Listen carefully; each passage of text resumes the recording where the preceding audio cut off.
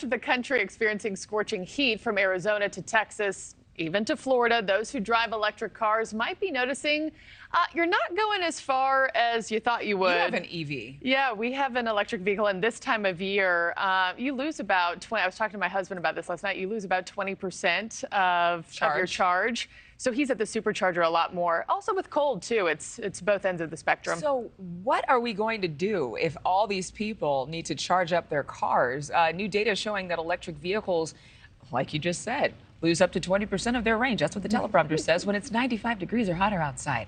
Let's go to Stephanie Haynes. She is live in Texas where it's hot, hot, hot. I'm thinking, Stephanie, this is going to maybe cause the industry to rethink how they produce and manufacture said EV. Yeah, Adrienne, that is the question this morning. And Adrienne and Marky, I'm at a spot that both of you know very well in that Fuel City here in Dallas. And I was out here yesterday in the middle of the afternoon, talked to about a dozen people. A few of them said, no, I don't really notice a difference. But then the other few were like, oh, yeah, I definitely notice when it's this hot outside that I can't go as far. I can't run as many errands without having to stop here and get a charge, especially right now in Texas. We are well above triple digits and there is no end in sight. And I want to show you this new data from Recurrent. It's a company that studied 7,500 batteries from electric vehicles. And it found that the hotter it gets, look at that, your EV starts to lose 15, 25, even 31% of its efficiency. And so what's going on here is the battery in the car is using up more energy to try to cool itself down. And also the chemistry inside the battery doesn't work as well when it's this hot. You know, you get in your car and it says 110 degrees. Imagine that with a battery underneath it, So, it's trying to cool itself down. The Biden administration wants at least 2 out of every 3 new cars and light-duty trucks to all be electric by 2032.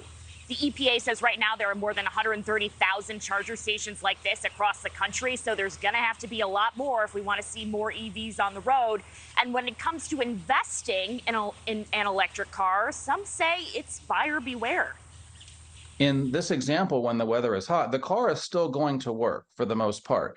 It's just not going to work as efficiently or for as long as maybe you had planned. Now, if you didn't know that and didn't read the owner's manual or didn't do research, I think some buyers could be upset by that. He says some car manufacturers are trying to come up with a more weatherproof battery like Toyota and Hyundai. We reached out to several car companies and didn't hear back. According to the Bureau of Labor Statistics, electric car sales accounted for less than 5% of the whole market back in 2021. And of course, the most registrations are in Texas, in California, and in Florida. Marky and Adrienne. Yeah, Stephanie, it's one more thing to think about if you or your family are considering getting an electric vehicle. How do you use it? Where do you live? Are there not only just chargers, but superchargers around you? Because yeah, you pay nothing for gas, but are you okay with sitting there for 20, 30 minutes? I mean, what are you going to do with that a couple times a week? Thank you for watching. Go to newsnationnow.com to find NewsNation on your television provider. And don't forget to click the red subscribe button below to get more of NewsNation's fact-driven, unbiased coverage.